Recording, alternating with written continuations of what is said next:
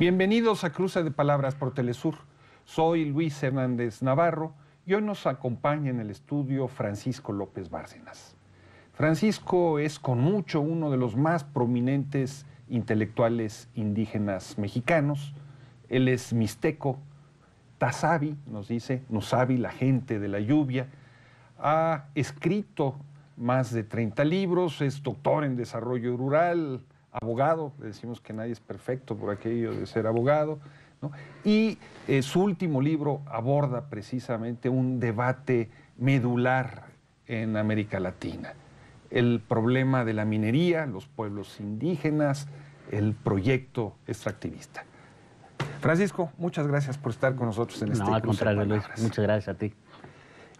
Francisco, una de tus conclusiones, para comenzar por el final, es que tú no te opones a la minería como una actividad industrial como tal, sino a un cierto tipo de modelo de desarrollo minero.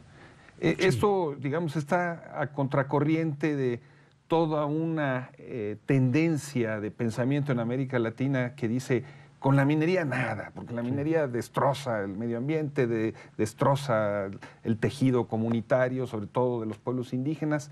¿Cómo justificas tú esta posición tuya? Mira, hay por lo menos dos razones que yo esgrimo para esta postura, que como bien dices, no es en oposición a todo tipo de minería.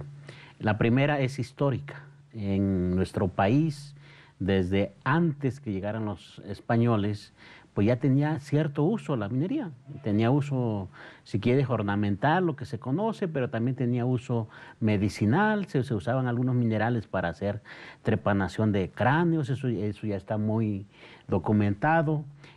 Y durante la colonia, el papel de la minería fue tal que no existirían ciudades como Tasco o como en el Bajío o como en el norte del país. Sonora no sería lo que es, Chihuahua no sería lo que es sin minería.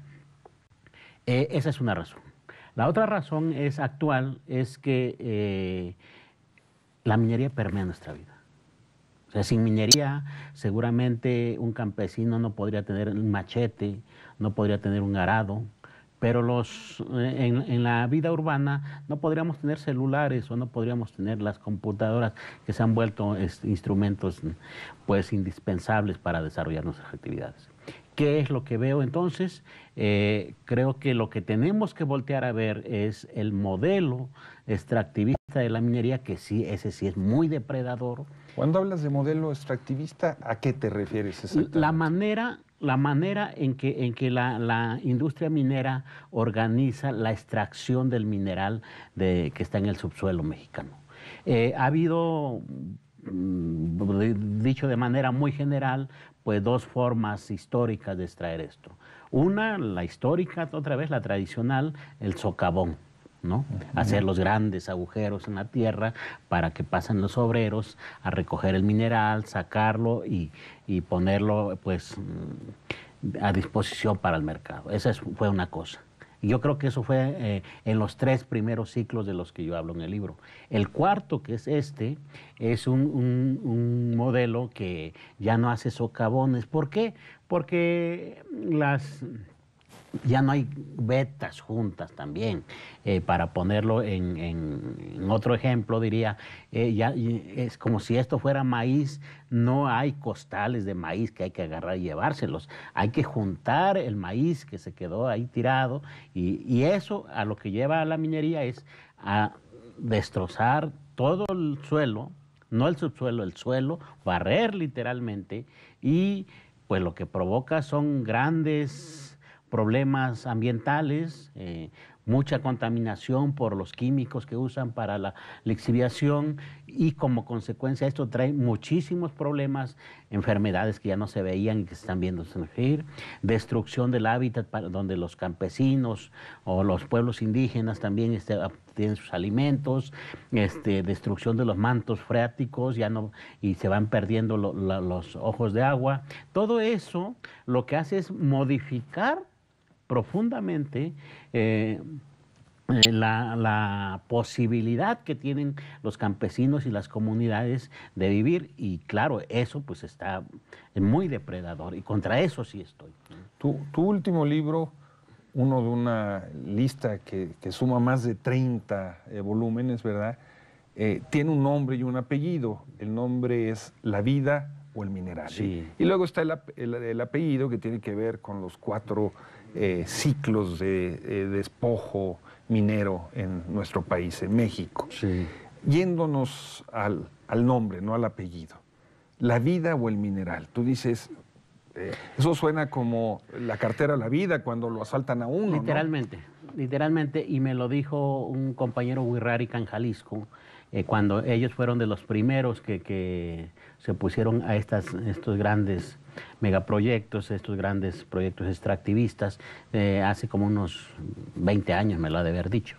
Y estábamos platicando de la posibilidad real de que los pueblos en serio puedan detener a las industrias mineras. Y yo le preguntaba que si lo veía, y él estaba pesimista, la verdad. Decía, no, ¿cómo vamos a poder contra la minería si ellos traen todo el capital extranjero, traen todo el apoyo de los gobiernos, todas las instituciones y las políticas están hechas para ellos? Es como cuando te asaltan, me dijo. Y de ahí surgió esto de la vida o el mineral. Pero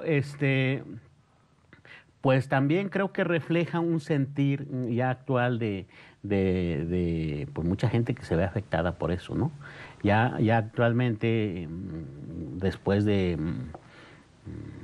casi 2 décadas de las reformas que permitieron este tipo de minería. ¿Qué reformas son en el caso mexicano? Sí, mira, yo considero que esto que llamo el 4º ciclo comenzó por ahí por los 70s, cuando se fue liberando el mercado de los minerales en México. En México antes, pues la minería fue una industria muy controlada por el Estado. De hecho, le decían la etapa de la mexicanización de la minería. Estás hablando del tercero ciclo. Sí, casi todo el siglo XX, o despuésito de la Revolución, hasta los 60s, en donde el Estado hizo un uso, digamos, por ponerlo de una manera racional, de la minería, y extrajo tanto mineral como necesitaba para el desarrollo del país.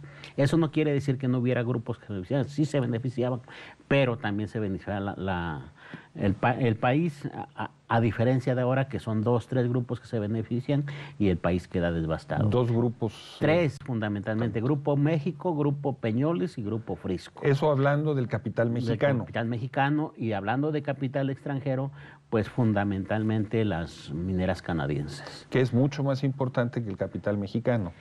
Yo diría que ahí se van. Sí, ahí se van. ¿No es una relación como de 7-3? En cuestión de concesiones, sí. Ajá. O sea, pero en cuestiones de explotación, el capital mexicano sigue siendo muy importante por una razón que también explico en el libro. Carlos Salinas de Gortari, antes presidente de México en el 88, 94, antes de la reforma al artículo 27, pues repartió todo lo que se tenía ya ¿Cómo explicarías ese artículo 27 y esa reforma para quien no está familiarizado con él? Mira, el artículo 27 es un producto de la Revolución de 1917. En México. En México. Y básicamente sostiene que las tierras y los recursos naturales, incluidos los minerales, son propiedad de la nación. El sentido que existía de que fueran de propiedad de la nación, que hay que decirlo, ahí los constituyentes inventan la idea de propiedad originaria, no existía en el mundo. Y la inventan al calor de las discusiones, además, que es muy interesante.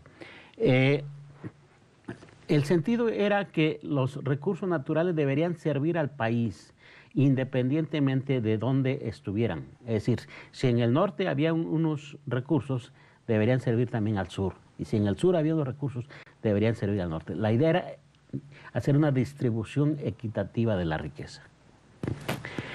En 1992 se rompe el pacto social porque el gobierno reforma sustancialmente este artículo y sigue siendo propiedad de la nación, pero ya en la regulación el Estado, las leyes las que quedan después permiten la venta, la renta, el acaparamiento, ¿no?, de estos recursos, y en concreto de la minería, pues hacen una cosa terrible. Las concesiones, por ejemplo, son lo mismo para explorar que para explotar que para poner en venta. Lo mismo, primero. Segundo, son por 50 años, prorrogables por 50 años, o sea, 100 años. Es la vida útil de 2 generaciones prácticamente. Tercero, lo voy a decir así, a veces no me creen cuando lo digo, pero se pagan 6 pesos, actualmente se pagan 6 pesos por hectárea concesionada durante medio año. 30 centavos de dólar.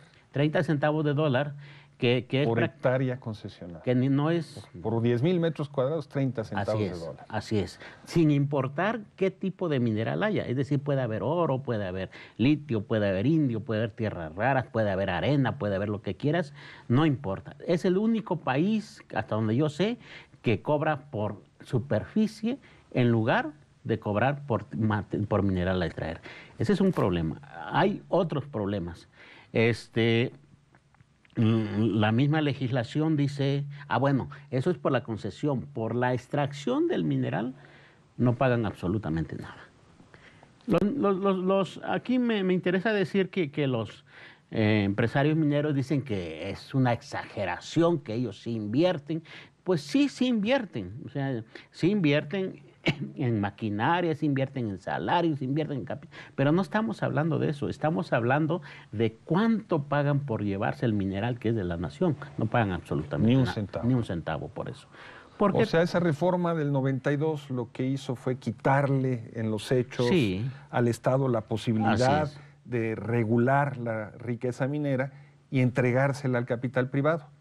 Sí, además de que pues los efectos no deseados, lo que decía hace un rato, la contaminación, por ejemplo, la legislación dice que cuando un campesino arrenda sus tierras es corresponsable de la contaminación. En la práctica puede llegar, la Profepa puede llegar a pedirle a un campesino que rentó sus tierras que remedie esa situación mientras la empresa se va. La minería, así como se hace a cielo abierto, pues lo que hace es acabar con la posibilidad de que esas tierras vuelvan a ser productivas. Por ponerlo de otra manera, la legislación civil en nuestro país lo que dice es que las tierras, las fincas rústicas, solamente se pueden rentar máximo por 20 años. No, la ley agraria dice que se pueden rentar por 30, por otras 30. Que además aquí tenemos otro problema. Estamos ya con el tiempo en esta primera parte. Sí. Si te parece, hacemos una pequeña pausa, claro, Francisco. Y ustedes, amigos y amigas, los invitamos a que continúen con nosotros en esta interesante charla. Volvemos en muy breves instantes.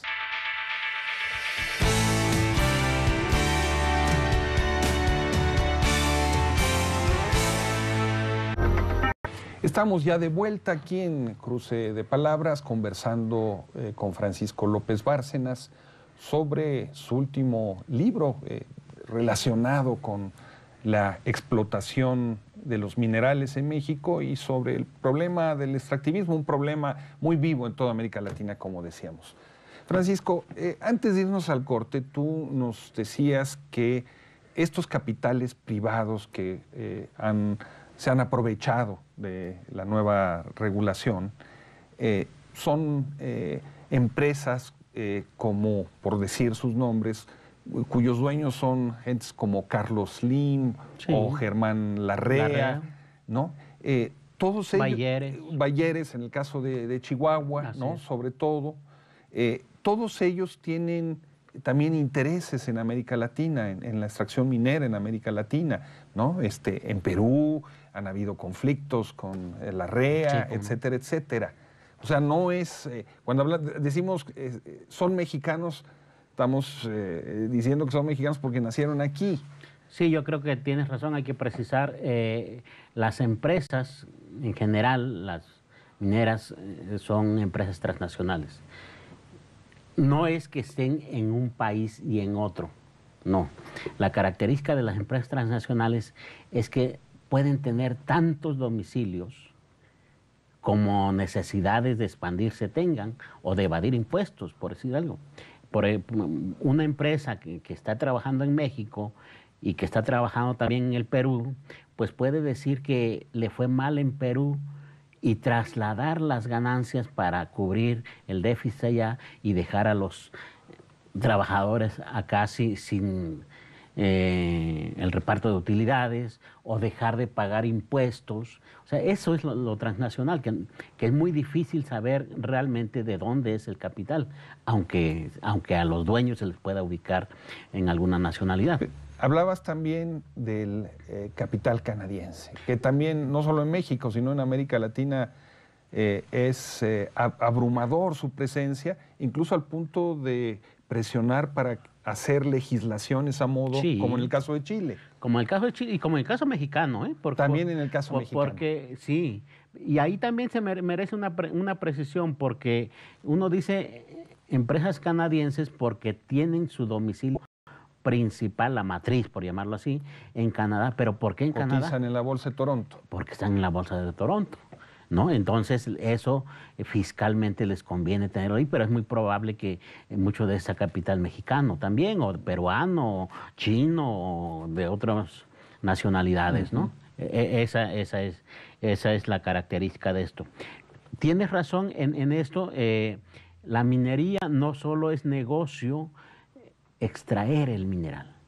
Y yo cuento en el libro, hasta del 2000 a 2015, más o menos 30,000 en números redondos concesiones, de las cuales en esa época solamente estaban en explotación 800. Un número bajísimo en comparación a las que hay. ¿Por qué? ¿Por qué un empresario canadiense, mexicano, peruano, chino se arriesga a pagar sus 6 pesos por concesión si no las va a explotar? Muy fácil, porque el negocio es tener la concesión, acumular concesiones, irse a la bolsa de valores, y desde ahí regular el precio de los minerales, ver si suben o bajan la productividad, para controlar el mercado, ¿no? O sea, se está especulando con el recurso que teóricamente es de todos los mexicanos.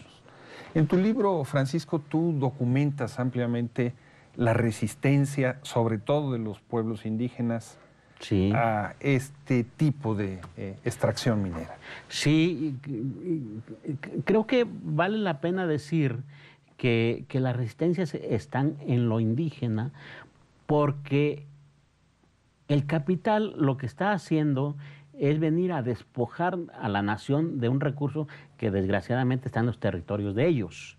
Yo no diría que el problema es de los indígenas, el problema es del país y directamente lo sufren ellos.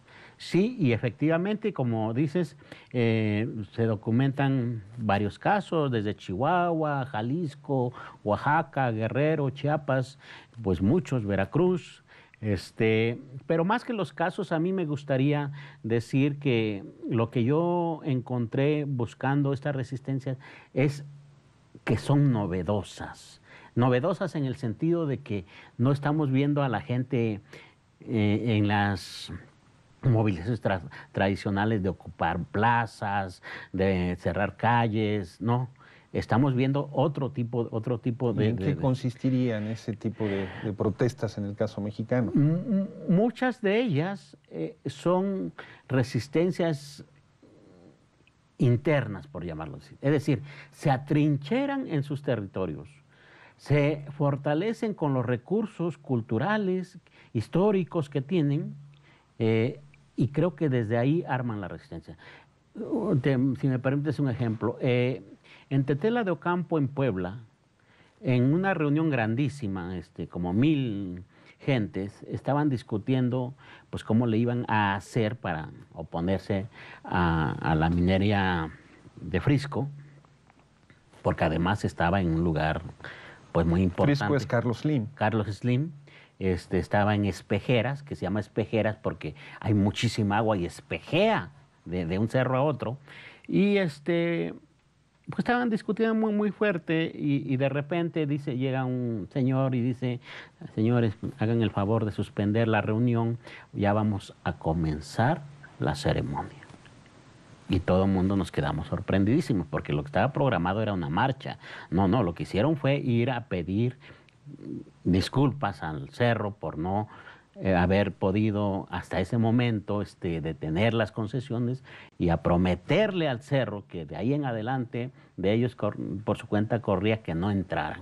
Porque en la cosmovisión indígena los cerros son sagrados. Claro, claro. Son lugares de oficio, donde se oficia rito. Exacto. Eso mismo lo he podido constatar, por ejemplo, con los coras en Nayarit, no a propósito de minería, sino a propósito de hidroeléctricas. Y en varios lugares. Entonces, cuando digo que son novedosas, es que no estamos viendo que las grandes movilizaciones de los 80s, de los 90s incluso con la movilización del Congreso Nacional Indígena en torno a la reforma. No estamos viendo otra cosa, pero eso ha llevado a algunos investigadores a decir, no hay movimiento indígena. Y no, yo creo que es otro tipo de movimiento indígena y hay que aprender a ver ese otro tipo de movimiento indígena, porque la demanda también es otra. Yo me preguntaba, ¿por qué no quieren salir? Y lo que yo me respondía, y lo que explico un poco en el libro, es que ya se movilizaron muchísimo y nadie les hizo caso. O sea, toda la movilización de los 90s y nadie les hizo caso. No les hizo caso ni el Poder Ejecutivo, ni el Legislativo, ni el Judicial. No le creen a nadie.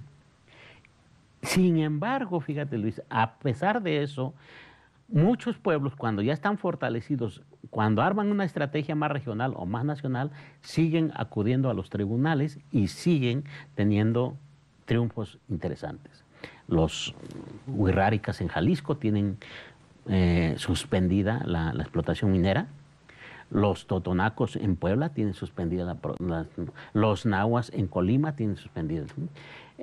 No son batallas totales, son batallas, son pequeñas si quieres, pero que no se pueden echar a saco roto porque a los pueblos en esta cosa de la resistencia cotidiana les da un respiro fabuloso y les permite tejer otro tipo de alianzas para una victoria más grande. Son batallas que en ciertos sectores de la opinión pública son interpretadas como batallas contra el progreso, batallas en contra del crecimiento económico.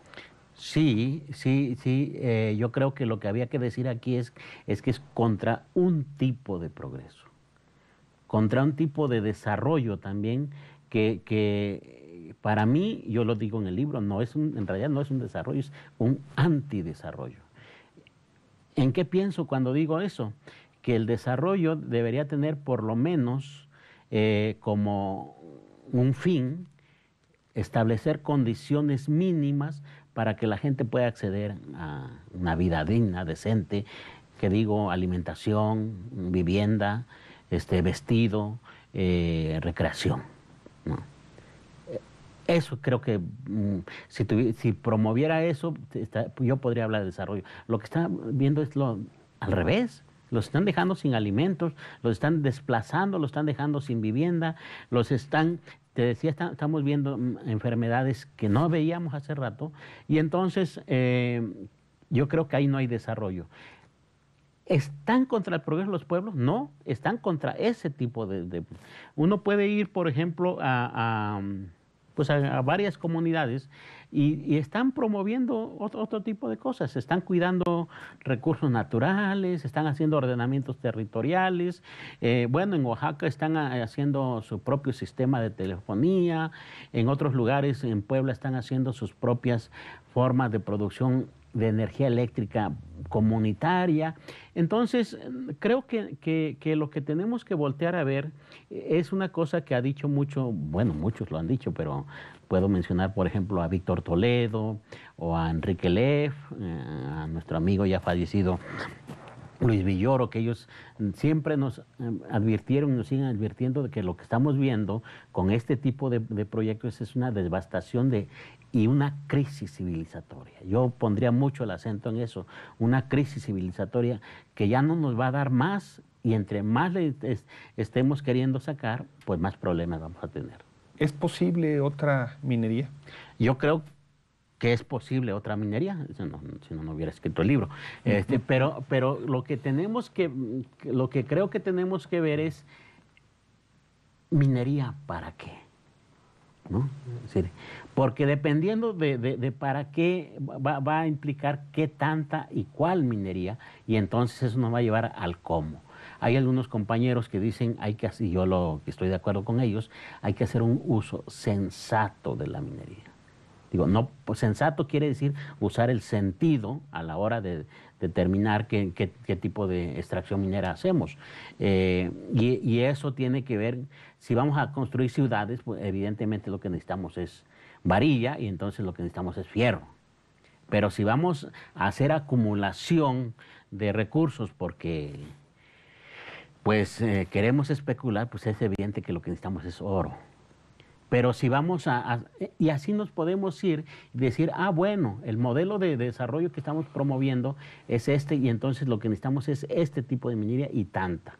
Y eso nos va a llevar a las formas de hacerlo. Yo creo que lo que no podemos admitir es que decir que en este modelo se puedan como hacer una minería razonable. Creo que en este no. Hay que cambiar el modelo, y para cambiar el modelo evidentemente hay que cambiar la correlación de fuerzas. Francisco, muchas gracias por estar con nosotros en este cruce de palabras, y ustedes, amigos y amigas, muchas gracias también por su amable participación el día de hoy, y ya saben, los esperamos la semana que viene aquí por Telesur.